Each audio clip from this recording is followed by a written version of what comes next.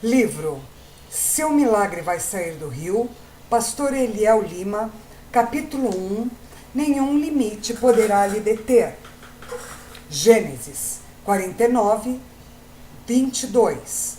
José é um ramo frutífero junto à fonte. Seus galhos se estendem sobre o muro. Neste texto, Jacó está profetizando sobre o futuro de José.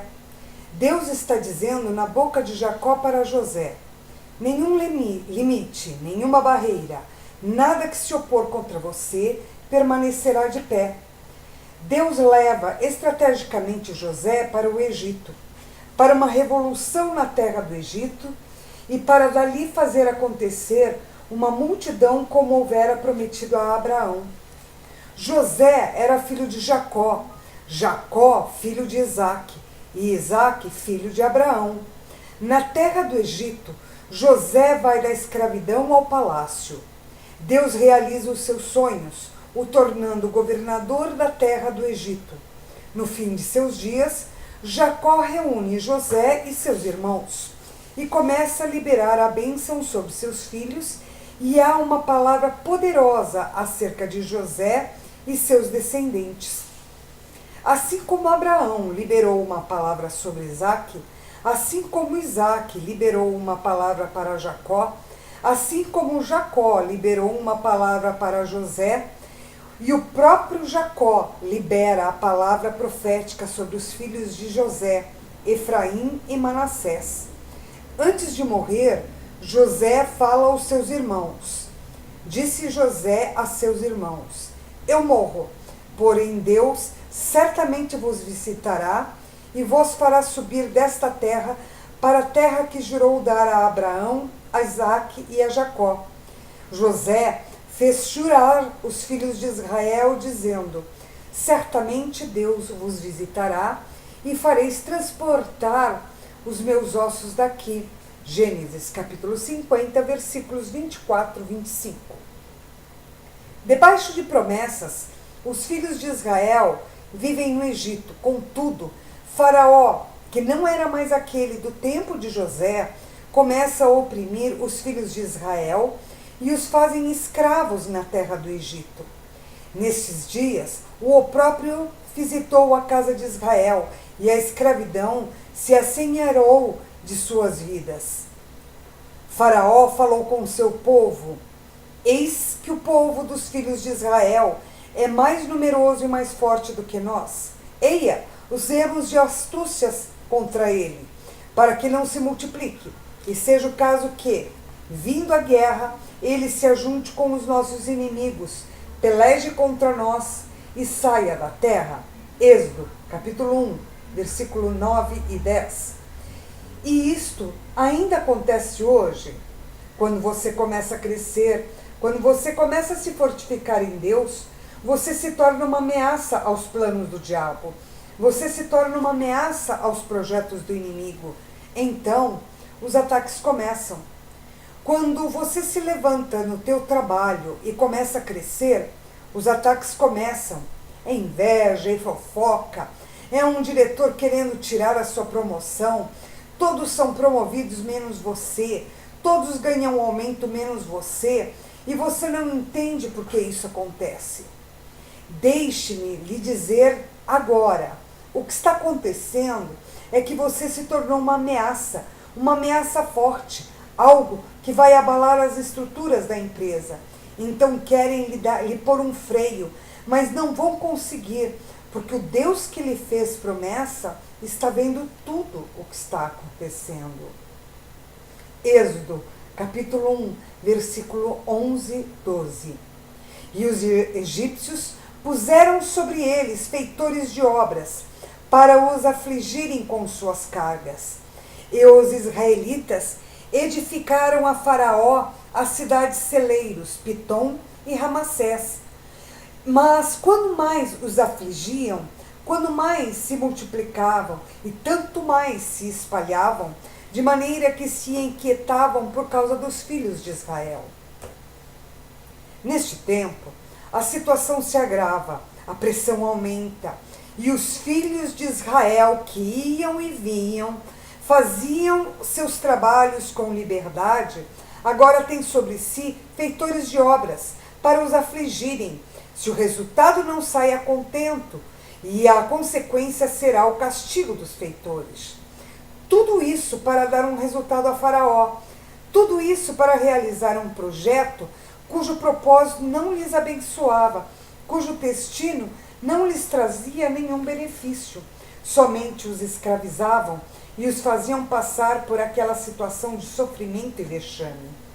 Contudo, diz o texto que, quanto mais os afligia, mais eles cresciam e mais se espalhavam.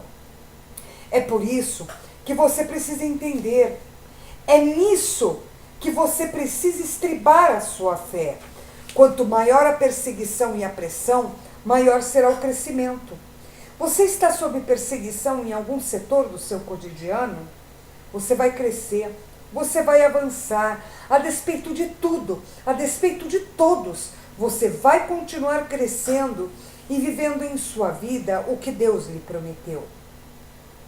Não se permita ficar escravo da preocupação, do medo, da dúvida ou da incredulidade. Cada momento em que a situação se mostrar tensa, se mostrar cáustica, você está no momento de maior crescimento de sua vida. O momento em que o povo de Israel mais cresceu foi em seu momento de escravidão. Justamente nesse momento em que você está aí, pensando que as coisas estão difíceis e complicadas, Deus está lhe dando a oportunidade de crescer, de ser grande, de se espalhar para todos os lados. Ei, estamos nós aqui, eu e você, nesse tempo extraordinário.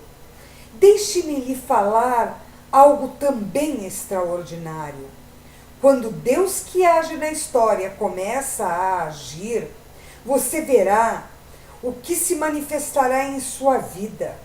Você verá o que se mostrará em sua existência. O profeta Isaías escreve o que ele diz sobre isso. Ainda antes que houvesse dia, eu era. E nenhum há que possa livrar alguém das minhas mãos. Agindo eu, quem o impedirá? Isaías, capítulo 43, versículo 12. Quando ele começa a agir, nada o poderá deter, nada o poderá impedir, nada o poderá segurar, nada será empecilho. Quando ele começa a agir, ninguém.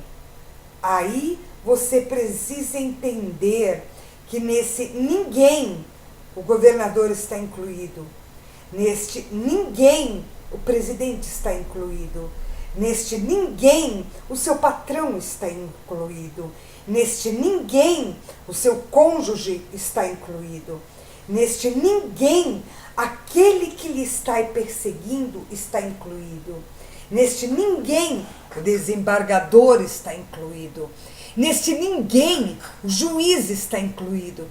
Neste ninguém, o médico está incluído. Você entendeu? Você pode crer nessa palavra?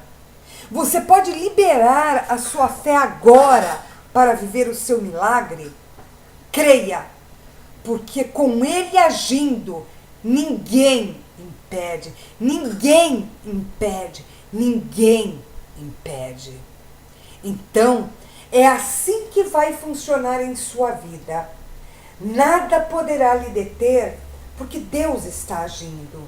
Ninguém poderá lhe impedir, porque Deus está agindo. Nada poderá lhe segurar, porque Deus está agindo. Creia.